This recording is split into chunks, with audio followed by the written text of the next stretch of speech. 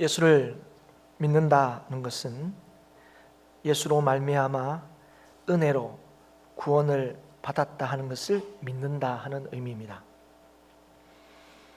이 은혜 안에 있는 자는 죽은 후에 반드시 천국에 들어갑니다. 이것이 하나님께서 구원하신 자들에게 하신 약속입니다. 예수 믿는 자들에게 하나님께서 분명히 주신 은혜이지요. 그런데 이것을 확신하는 자는, 다시 말하면 주님의 은혜 안에 있다는 것을 확신하는 자는 죽음 이후뿐 아니라 지금 이 땅에서도 천국을 누리며 살게 됩니다. 그래서 청교도 시대의 목사인 토마스 브룩스라는 목사님은 확신을 이 세상에서 누리는 천국이다 이렇게 표현하기도 했습니다. 이 확신의 중심에는 우리를 구원하신 예수 그리스도에 대한 확신이 있습니다. 예수 그리스도에 대하여 우리가 확신할 때에 우리는 어떠한 어려움과 혼란 속에서도 건짐을 받고 평안을 누리며 살 수 있습니다.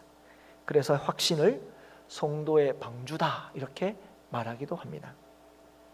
인생의 기쁜 소식인 이 복음이 바로 이 예수 그리스도에 관한 것입니다. 우리가 예수 그리스도가 누구인가 하는 것을 아는 것, 그리고 그것을 확신하는 것은 성도의 힘이고 능력입니다. 그 인생은 영원한 천국을 소유한 인생이고 이 땅에서도 그 천국을 누리며 사는 인생입니다. 그래서 오늘도 우리는 예수 그리스도를 믿으며 확신하며 살기를 원합니다.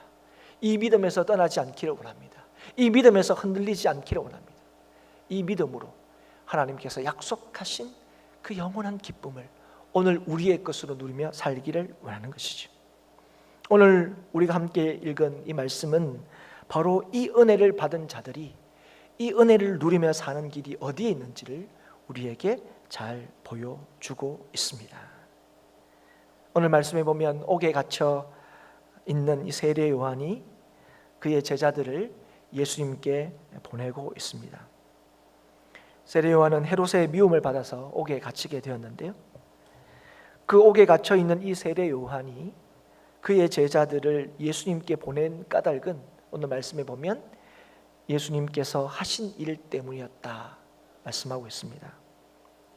세례 요한은 지금 옥에 갇혀 있지만 예수님의 사역에 대해서 계속적인 관심을 가지고 있었던 것으로 보입니다. 그건 너무 당연해 보이죠.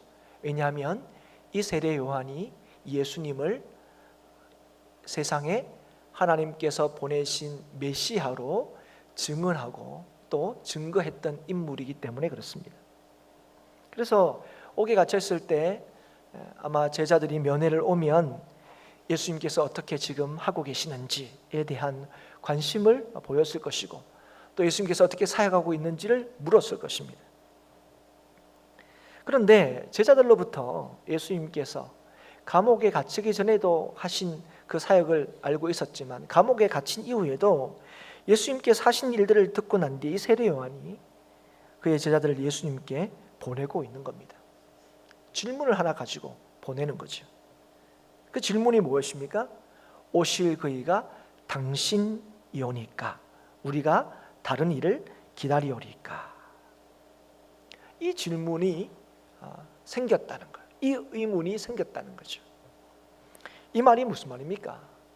예수님을 이 땅에 하나님께서 보내신 메시아로 선포했던 이 세례 요한이 예수님이 하시는 사역의 얘기를 쭉 들으면서 이 예수님이 정말 하나님께서 보내신 메시아가 맞는가 하는 의문이 들었다 하는 것입니다. 그 의문이 든 그 직접적인 이유가 뭐냐? 예수님께서 하신 일 때문에 그렇다 말씀하고 있는 거죠. 우리 11장에 읽은 이 본문 직전을 이렇게 쭉 보시면 이전에 우리가 잘 아는 산상수훈의 말씀부터 예수님께서 병자들을 고치시고 하나님의 나라를 가르친 일들을 쭉 우리에게 보여주고 있습니다. 예수님께서는 가난한 자들과 세리와 같이 소외된 자들, 그런 자들을 찾아가시고 교제하시고 병든 자들을 고치시고 하나님 나라를 가르치신 것을 우리가 보게 됩니다. 이게 참 놀라운 일이긴 해요. 많은 사람들이 예수님의 가르침을 놀라워했습니다. 그리고 예수님의 병고침을 받기 위해서 수많은 사람들이 예수님께 몰려들었죠. 그러나 세례 요한은 이런 얘기를 들으면서 예수님께서 참으로 우리가 기다리는 그 메시아가 맞는가 하는 의문이 들었다 하는 것이죠. 왜 그러냐면 자신을 포함해서 이스라엘이 기다리는 메시아의 모습과 달랐기 때문에 그렇습니다. 그들이 기대했던, 세례 요한이 기대했던 하나님이 메시아를 보내시면 그 메시아가 이 땅에 오셔서 하실 일과 하실 사역의 방식과 지금 예수님이 하고 계는 이 사역의 방식이 달랐기 때문에 그렇습니다. 세례 요한은 메시아가 이 땅에 오시면 강력한 심판을 행하실 줄 알았습니다. 그래서 메시아가 오실 그때에 하나님 나라가 가까웠다 이렇게 얘기를 했고, 실제로 예수님께서도 공생애를 시작하실 때 그 공생애의 메시지, 처음 메시지가 바로 하나님의 나라가 가까웠다는 것이었습니다. 3장 10절에 보시면 이 세례 요한이 전한 메시지가 이런 거였습니다. 이미 도끼가 나무 뿌리에 놓였으니 좋은 열매를 맺지 아니하는 나무마다 찍혀 불에 던져지리라. 하나님께서 메시아를 보내실 때인데 메시아가 이 땅에 오시면 열매 맺지 못하는 자들은 심판을 받을 것이다. 이렇게 하나님의 뜻을 선포했는데, 그런데 하나님께서 이 땅에 보내신 메시아라고 알게 하신 그 예수님께서 정작 이 땅에 오셔서 하시는 일들은 심판의 사역보다 구원의 사역, 사랑의 사역을 하고 계셨던 것입니다. 세례 요한은 지금 옥에 갇혀 있는데 그 옥에 갇혀 있는 이유도 헤롯 왕이 잘못한 일에 대하여 담대히 회개를 촉구함으로 인해서 왕의 미움을 받고 지금 감옥에 갇혀 있는데, 예수님께서는 지금 어쩌면 영향력이 없고 힘없고 소외된 사람들에게 관심을 가지시는 이런 이 사역의 모습들을 보면서 지금 세례 요한은 자신이 기대했던 예수님의 모습이 아닌 것 같아서 의문이 생겼다는 거예요. 정말 이분이 메시아가 맞는가? 강력한 정치적 메시아, 강력한 사회적 지도자로서의 메시아의 모습을 기대하고 소망했는데, 오늘 그렇게 보이지 않고 드러나지 않는 예수님의 사역을 보고 이분이 과연 메시아가 맞는가? 우리가 다른 메시아를 기다려야 되는가 하는 이 의문이 들었다 하는 것이죠. 그리고 예수님께서 가르치신 이 내용, 특별히 예수님을 따르는 제자들에게 가르친 그 가르침의 내용도 이런 거였습니다. 사람들이 내 말을 듣지 않거든, 하나님의 말씀을 듣지 않거든 그 동네를 떠나라. 기껏 하는 게 뭡니까? 신발의 먼지를 털어버려라. 아니, 메시아의 말씀을 듣지 않으면 그 도시, 그 동네에 하나님의 심판을 선언하고, 그렇게 해도 시원찮을 바에 그 제자들이 그렇게 하라는 가르침을 듣고 있다 하는 얘기를 들었을 거죠. 그리고 예수님을 따르면 박해를 받을 것이다 하는 이런 얘기를 예수님께서 가르친다는 얘기를 듣고 강력한 메시아를 기대했던 이 세례 요한이 굉장히 혼란스러웠을 거라는 것이죠. 그래서 세례 요한은 예수님께 오실 그 이가 당신입니까? 그렇게 물었던 것입니다. 세례 요한은 누구입니까? 아무도 이스라엘이 예수님을 메시아로 알지 못하고 그래서 영접하지 못했을 때 예수님께서 그리스도라는 사실을 알았던 사람이고, 또 예수님이 그리스도라는 것을 증언했던 사람입니다. 그랬던 그가 예수님에 대해서 회의했다 하는 사실은 우리에게는 굉장히 당혹스러움으로 다가옵니다. 어떻게 이럴 수 있을까? 그러나 사랑하는 여러분, 이것은 우리에게도 얼마든지 일어날 수 있는 일입니다. 그리고 일어났던 일이기도 합니다. 우리가 예수 그리스도를 구주로 믿고 살아갈 때에 우리에게도 이런 의문과 의심들이 생길 때가 있다는 거죠. 언제 그런 의문과 의심이 생기는 겁니까? 우리가 기대하는 것들이 일어나지 않을 때, 예수를 믿는 믿음으로 말미암아 우리의 삶에 일어날 거라고 기대했던 그 일들이 우리의 생각대로 일어나지 않을 때 우리도 세례 요한처럼 같은 반응을 보일 수가 있다 하는 것이죠. 정말 예수님을 우리의 구주가 맞는가? 정말 예수님을 끝까지 믿으며 살아도 되는 것인가? 정말 예수님 안에 인생의 참된 은혜와 평강이 있는 것이 맞는가? 우리가 기대하는 일들이 우리가 기대하는 방식으로 일어나지 않을 때에 더더욱 하나님에 대하여, 구주에 대하여 이런 의문이 더하는 것이 사실이죠. 그럴 때 우리는 혼란에 빠집니다. 그리고 사람들이 예수 믿는데 왜 그래? 이렇게 물으면 더 우리가 답답하지요. 하나님이 정말 우리에게 관심이 있으신가? 심지어는 정말 하나님 계신 거 맞나? 그런 생각까지 이르게 됩니다. 여러분, 믿음이 있을 때에 믿음이 있는 자가 이런 의심이 생기는 것만큼 괴로운 일이 없습니다. 여러분, 믿음이 있는 사람의 특징이 뭔지 아십니까? 이런 의문과 의심이 생길 때 말할 수 없이 혼란스럽다는 거예요. 이 믿음이, 그리고 그 어려움들이 오히려 그 믿음들을 흔들어 놓고, 믿음을 흔들어 놓는 글로 통하여 우리의 삶 전체가 흔들리는 것을 우리가 경험하기 때문에 그렇습니다. 여러분, 이런 의문이 들 때, 이런 회의가 들 때, 그래서 여러분의 삶이 흔들릴 때 여러분, 우리는 어떻게 해야 합니까? 오늘 우리에게 보여주시는 이 말씀처럼 우리는 세례 요한의 모범을 따라야 합니다.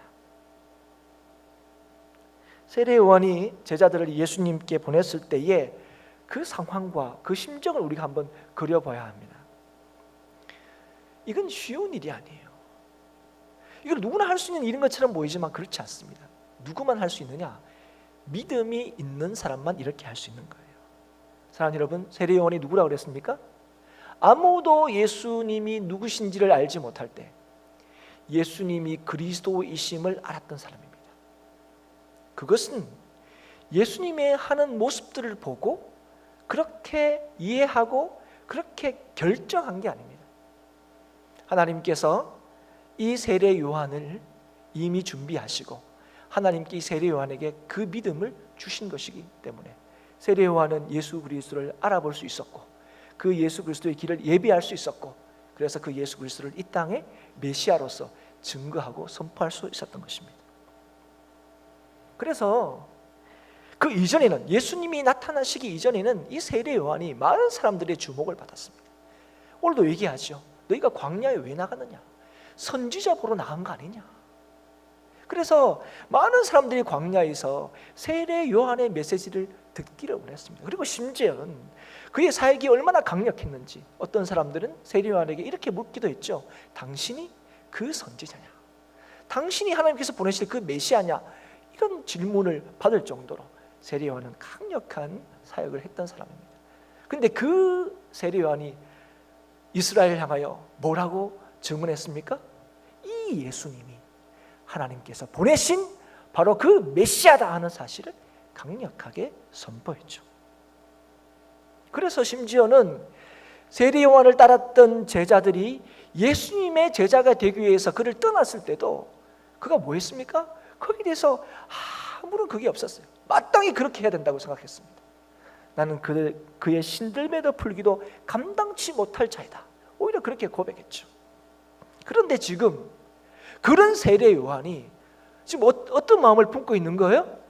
정말 예수님이 하나님 보내신 그 메시아 맞나? 이런 생각이 들기 시작했다는 거예요. 그런 생각이 들었다는 거예요. 그런데 그런 의심이 들고 그런 의문이 들 때 이 세례 요한이 지금 어떻게 하고 있는 겁니까? 예수님께 이걸 물어보고 있는 거예요. 아마 직접 물어보고 싶었을 거예요. 그런데 직접 물을 수가 없죠. 감옥에 갇혀 있는데. 그러면 여러분, 저 같으면 제가 세례 요한처럼 그렇게 사람들에게 인정받고 주목받고 그리고 내가 한 말에 대해서 뭔가 좀 잘못된 게 아닌가 싶은 생각이 들면 전 저 같으면 감옥에서 나가면 내가 조용히 가서 한번 물어봤으면 좋겠다. 아니면 제자들한테도 야 밤에 조용히 가가지고 한번 물어봐라. 그리고 제자들한테 가장 믿을 만한 제자한테 한번 살짝이 불러가지고 그렇게 아마 얘기를 했을 것 같아요. 그런데 오늘 제자들은 보십시오. 오늘 이 세례 요한의 이 부탁을 받고 간 제자들, 그의 제자들은 언제 예수님을 찾아갑니까? 사람들하고 많이 있을 때 예수님을 찾아갑니다. 여러분, 그래서 이 세례 요한의 관심은 어딘지 아십니까? 이 의심과 의문을 이 예수님께서 풀어주실 거라는 사실에 대한 확신이 있는 거예요. 여러분, 인간적으로 생각하면 그 스승으로서의 권위가 있지 않습니까? 세례 요한의 이 권위, 그리고 모든 사람들에게 존경받는, 시대를 깨운 그런 선지자의 권위가 있습니다. 그런데 그 권위가 사실은 이런 질문을 가지고 제자들을 보내는 일로 통해서 분명히 손상될 수도 있습니다. 이제까지 자신이 말했던 것에 대해서 제자들을 통하여 의문을 제기하는가, 그게 사실은 보통 문제가 아닙니다. 굉장히 큰 일이죠. 그럼에도 불구하고 이 의문을 가지고 지금 세례 요한은 어떻게 합니까? 주께로 가지고 나가고 있는 거예요. 그는 주님이 하시는 일로 통하여 의문이 생기고, 주님이 하시는 일로 통하여 심지어는 의심도 되지만, 그래서 의심을 하고 의문을 가졌지만, 그러나 그럼에도 불구하고 뭐를 부정하지는 않았습니까? 믿음을 부정하지는 않았습니다. 왜 그렇습니까? 자신이 예수님을 메시아로 증언하는 것은 예수님이 하시는 사역을 보고 그렇게 정하는 것이 아니라 하나님께서 자신에게 그 사역을 맡기셨고 그 예수의 길을 예배하라 하셨고 증언하라 하셨기 때문에, 하나님께 주신 그 믿음 때문에 그렇습니다. 여러분, 이게 여러분 믿음이 있다는 거죠. 여러분, 믿음은 우리가 우리의 삶에서 생기는 게 아닙니다. 믿음은 하나님께서 주시는 것입니다. 믿음은 이해할 수 있는 게 아니에요. 믿음은 논리적으로 설명할 수 있는 게 아닙니다. 그래서 여러분, 그래서 믿음이 있을 때에 그 믿음을 흔들어 놓을 만한 의문과 의심이 있을 때 더 괴로운 거예요. 여러분, 그런 경우가 있었죠. 내가 하나님을 안 믿고 싶다. 이런 상황에서 무슨 하나님을 믿겠냐? 이런데 무슨 하나님이 살아계시다고 확신할 수 있냐? 그래서 여러분, 믿음을 확 버리려고 해도 여러분, 믿음 버릴 수 있겠습니까? 믿음은 그렇게 버려질 수 있는 게 아니거든요. 믿음은 하나님께서 주신 거거든요. 여러분, 믿음이 있다는 것은 바로 이런 의미인 것이죠. 그래서 여러분, 믿음이 있는 자의 모습이 뭔지 아십니까? 믿음으로 살고 있는 그때 우리의 삶에 일어나는 의문과 의심에 대해서 이 의심을 확신으로 바꿀 수 있는 분, 이 의문에 대하여 답을 줄 수 있는 분은 오직 주님밖에 없다는 사실을 기억하고 믿는 자예요. 그 주님께 가는 사람입니다. 여러분, 오늘 이 세례 요한의 모습은 그걸 우리에게 보여주시는 거예요. 세례 요한이 어떻게 그럴 수 있어? 세례 요한이 그러면 어떻게? 그게 아니라 세례 요한도 그런 의문과 의심이 있을 때에 그런 의문과 의심들을 해결할 수 있는 분이 누구라는 사실을 우리에게 보여주는 거예요.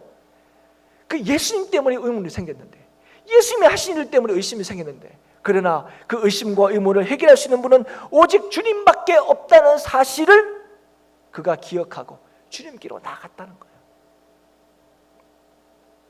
여러분, 우리가 의문을 가지는 경우는 우리의 생각이나 우리의 기준과 다를 때 생기는 겁니다.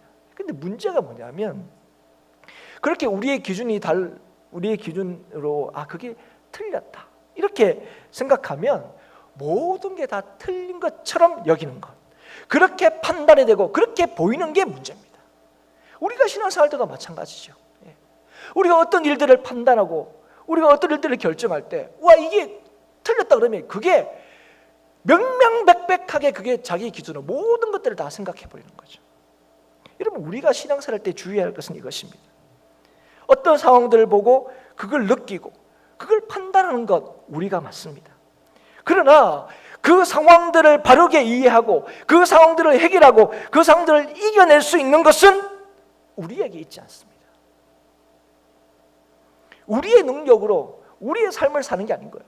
여러분, 예수 믿는 자들이 고백하는 것이 무엇입니까? 우리의 힘으로 사는 자들이 아니는 거죠. 우리의 능력으로 사는 자들이 아닌 거죠. 그리스도의 능력으로 사는 것이 우리다, 성도다는 것을 고백하는 것이 저와 여러분들 아닙니까? 세례 요한은 예수님의 길을 예비한 사람입니다. 그런 그가 예수님에 대해서 의심하게 되었습니다. 그가 그렇게 의심한 것은 충분한 이유가 있습니다. 그러나 세례 요한은 뭘 알았습니까?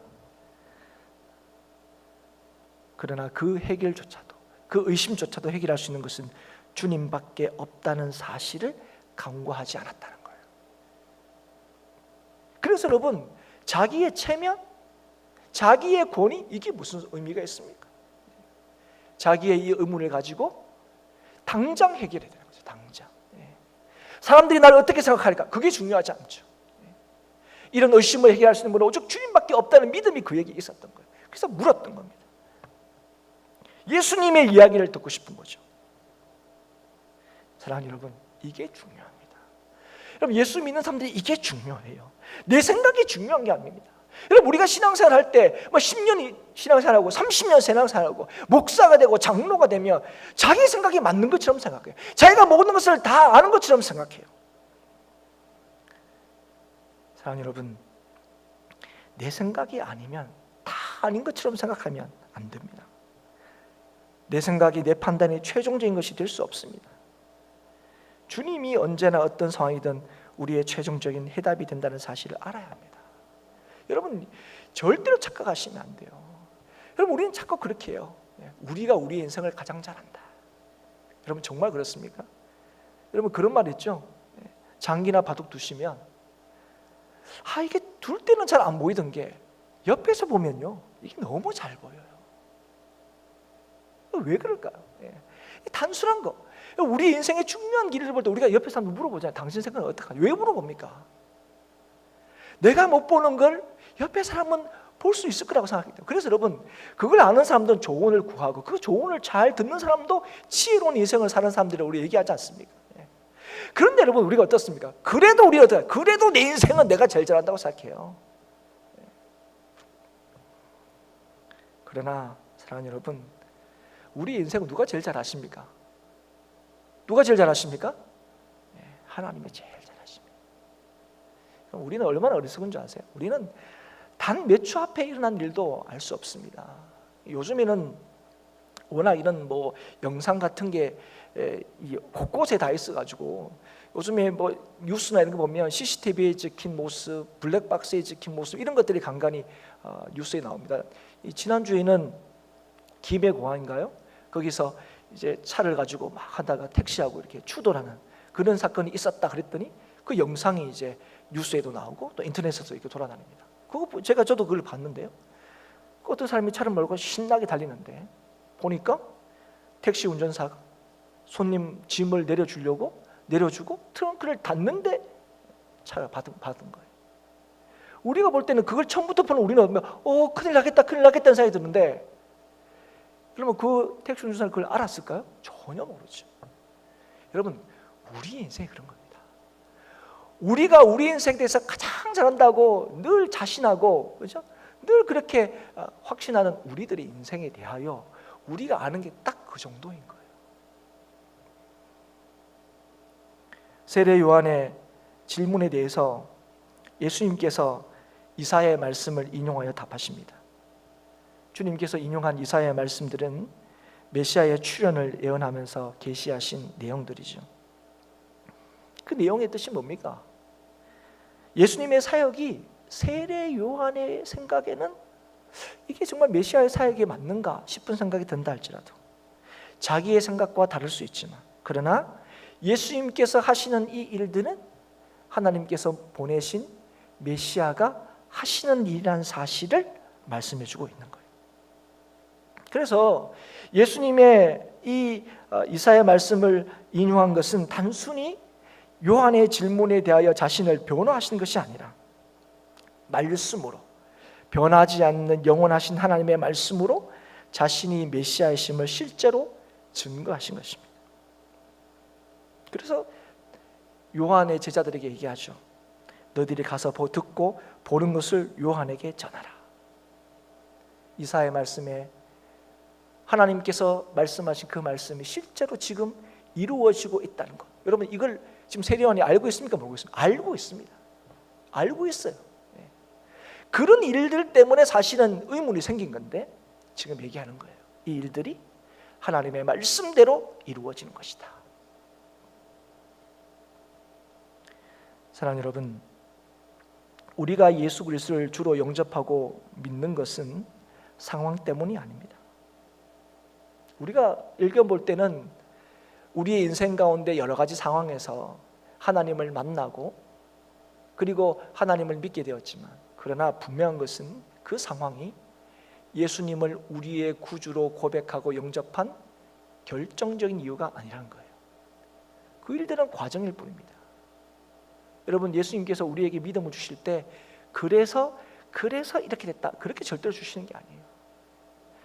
여러분, 하나님을 믿는 것, 예수님을 믿는 것 절대로 여러분 논리적으로 알 수가 없는 것입니다. 그래서 하나님을 믿는 사람이 모든 것을 이해할 수 있고, 하나님을 믿는 사람이 모든 것을 알 수 있다고 얘기하는 거예요. 모든 것을 알고 이해하는 사람이 하나님을 믿을 수 있는 게 아닌 거예요. 그래서 여러분, 믿는 자에게 주신 하나님의 은혜가 뭔지 아십니까? 하나님께서 말씀하신 모든 것을 이루신다는 사실을 확신하게 되고, 그 확신한 그 일들이 주님 안에서 이루어지는 것을 보는 것입니다. 그렇기 때문에 여러분, 우리가 예수님의 일하심, 예수님의 역사하심, 이런 것들 어떨 때는 받아들이기가 힘들 때가 있습니다. 아니, 사실은 우리는 주님의 일하심에 대하여 굉장히 힘들어하고 또 실족할 때가 많습니다. 실족할 가능성이 굉장히 높죠. 왜 그렇습니까? 주님의 생각과 우리의 생각이 다르기 때문에 그렇습니다. 여러분, 우리는 모든 걸 다 안다고 생각하지만 여러분, 우리의 생각은 굉장히 제한적이에요. 앞서도 얘기했지만 우리가 다 안다고 생각하지만 당장 우리가 옆에 사람이 보는 것도 우리가 못 볼 때가 많아요. 그래서 우리는 하나님이 모든 것을 하신다고 할 때 때로 굉장히 어려울 때가 많습니다. 그렇기 때문에 그럴 때 하나님께서 우리에게 말씀하시는 것이 무엇입니까? 하나님의 조명하심과 깨닫게 하심을 구하라는 거예요. 하나님의 뜻을 물으라는 거예요. 내 생각을 내려놓아야 한다는 것입니다.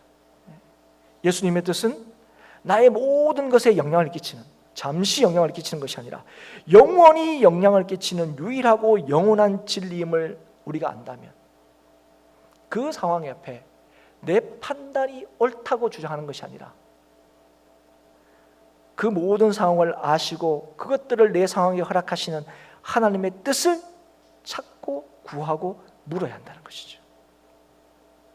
의심되는 그 상황에서도, 이해가 되지 않는 그 상황에서도 그것이 어떤 길이라고 말씀하십니까? 실족하지 않는 길이고 주님 안에서 복을 받고 누리는 길이라고 말씀하시는 거예요. 사랑하는 여러분, 우리의 판단이 우리의 인생을 책임질 수 없습니다. 우리의 계획이 우리를 안전하게 해줄 수 없습니다. 나를 위하여 십자가 지심으로 나를 구원하신 주님만이 나를 책임지고 안전하게 지켜주실 수 있습니다. 이것이 하나님께서 우리에게 주신 믿음이고 이것을 우리가 믿고 있습니다. 어떤 상황에서든 그래서 주님의 뜻을 묻는 자가, 주님께로 나아가는 자가 실족하지 않습니다. 그러나 자기의 생각에 사로잡힌 사람, 상황에 사로잡힌 사람은 실족할 수밖에 없습니다. 왜 그렇습니까? 자기가 자기를 결코 책임져 줄 수 없기 때문에 그렇습니다. 그래서 주께 물어야 하고 주께서 뭐라고 말씀하시는지를 들어야 해요. 그런 자가 복이 있다고 말씀하시는 거예요. 주님으로 인하여 실족하지 않는 사람, 그 사람이 복이 있다고 말씀하시는 거예요. 사랑하는 여러분, 오늘 이 말씀에 귀를 기울일 수 있기를 축복합니다. 오늘 누가 복이 있다고요? 주님께 구함으로 말미암아 내가 생각하고 계획하고 기대하는 일들이 다 이루어지고 해결된 인생이 복이 있다고 말씀하시는 것이 아니라, 나의 인생을 하나님께서 온전히 책임진다는 사실을 내가 오늘도 믿어서 내 삶에 이해할 수 없는 모든 일들에 대하여, 일어나는 모든 의문과 의심에 대하여 하나님 앞에 묻고 찾고 주의 뜻을 구하는 그 인생이 어떤 인생이라고요? 복 있는 인생이다 말씀하시는 거예요. 사랑하는 여러분, 오늘 하나님을 믿는 믿음으로 오늘을 살아가는 그 인생이 때로 어렵고 힘들고 고통 가운데 있다 할지라도 여전히 그 하나님께로 나아가고 하나님께 그 의심을 내려놓고 하나님께 간구하고 묻는 그 인생에게 하나님께서 뭐 주신다고요? 복을 주신다고요. 하나님이 그 인생을 복되게 하신다고요. 그래서 여러분, 오늘 우리가 주목해야 될 것이 무엇입니까? 오늘 세례 요한이 제자들을 보내서 우리가 단 사람 기다려야 됩니까? 이렇게 물었을 때에 예수님이 그 세례 요한에 대해서 뭐라고 얘기합니까? 네, 세례 요한이 이럴 줄 몰랐다, 이렇게 말씀하지 않으셨어요. 그 요한의 제자들을 보내고 난 뒤에 무리들에게 뭐라고 얘기합니까? 세례 요한보다 큰 사람이 없다고 얘기하는 겁니다. 주님은 세례 요한에서 전혀 책망하고 계시지 않아요. 왜 그렇습니까? 사랑하는 여러분, 그 의심과 의문들을 누구에게 묻고 있습니까? 주님께 묻고 있습니다. 사랑하는 여러분, 오늘 우리는 믿음으로 살아가면서 의심할 수 있습니다. 믿음으로 살아가면서 하나님을 다 이해할 수 없습니다. 여러분, 그게 너무 당연한 겁니다. 그럴 때 어떻게 하고 있는 거죠? 주님께 나아가고 있는 거죠.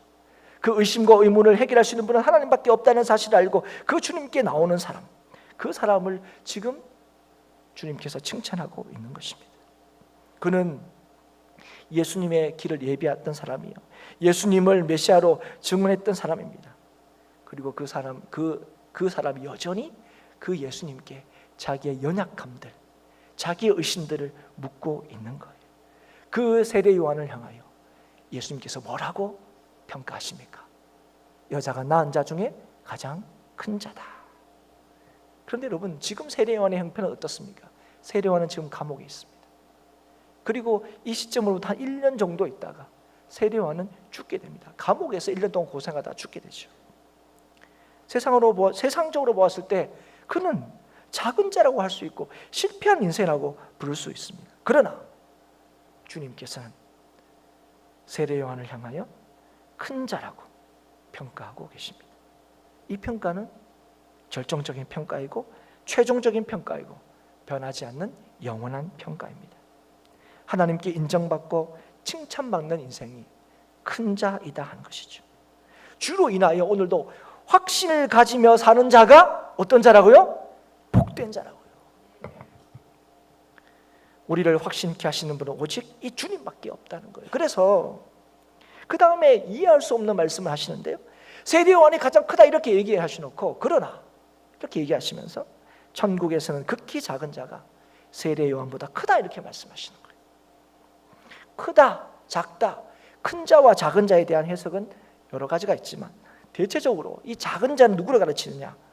예수 그리스도를 믿음으로 구원받은 신약 교회의 성도들을 가르치고, 큰 자는 세례 요한으로 대표되는 구약 성도를 가르친다고 봅니다. 그래서 누가 큰 자냐? 예수 그리스도를 믿는 믿음으로 구원받은 자, 그 사람들이 크다고 얘기하는 거예요. 유대인들 중에서 예수님을 구주로 영접한 사람들이 있었습니다. 그런데 예수님을 믿고 난 뒤에 그들에게 엄청난 핍박이 가해지죠. 그래서 이 유대인들 중에, 그러니까 예수님을 믿는 유대인들 중에 너무 핍박이 심하니까 그 예수님을 버리고 다시 유대교로 돌아가려고 하는 사람들이 있었습니다. 그러니까 믿음이 흔들리는 사람들이 있었죠. 그 믿음이 흔들리는 예수 믿는 유대인들에게 보낸 서신서가 히브리서입니다. 그런데 히브리서에는 여러분들이 잘 알다시피 믿음의 장이라는 11장도 있고요. 그래서 그 11장에 보시면 믿음의 선진들, 믿음의 선배들이 어떻게 믿음을 지켰는지를 쭉 얘기합니다. 그리고 39절에 보면 이 사람들의 믿음에 대해서 다 얘기하고 난 뒤에 이렇게 얘기하죠. 이 사람들은 다 믿음으로 말미암아 증거를 받았으나 약속된 것을 받지 못하였으니 이는 하나님이 우리를 위하여 더 좋은 것을 예비하셨은즉 우리가 아니면 그들로 온전함을 이루지 못하게 하려 하심이라. 이 말씀이 뭐냐면, 너희들 참 이렇게 믿음을 지킨, 약속을 받지 못했는데도 믿음을 지킨 이 놀라운 믿음의 사람들을 보지 않느냐. 그런데 우리는 어떤 사람들이라고요? 약속을 받았지 않느냐, 예수 그리스도를 알지 않느냐. 그래서 그 예수 그리스도를 믿고 의지할 때에 지금 이 어려움들을 이겨낼 수 있다고 말하는 거예요. 이 상황 속에서 예수 그리스도를 더 확신하고 예수 그리스도를 더 붙들 때에 이 모든 상황들을 이겨내게 하시는 하나님의 능력을 볼 거라는 거예요. 이전에는 이 예수님을 몰랐던 사람들조차도 하나님을 믿는 믿음으로 끝까지 믿음을 지킨 사람들이 있는데, 하나님께서 오늘 예수 그리스도를 통하여 더 놀라운 은혜와 능력을 우리에게 주셨는데 너희들 왜 그 예수 그리스도를 온전히 구하고 바라지 않느냐, 그 얘기하는 거예요. 어떻게 믿음을 지킬 수 있느냐? 온전케 하시는 예수를 바라보는 데 있다. 그걸 가르치는 것이 바로 히브리서 말씀인 거죠. 그래서 오늘 이 말씀을 통해서 예수님이 요한의 제자들이 떠나가고 난 뒤에 무리들에게 뭘 가르쳐주고 있습니까? 내가 곧 메시아다는 것을 말하고 있는 거죠. 요한도 이 제자들의 얘기를 들었을 때 이걸 확신했을 거예요.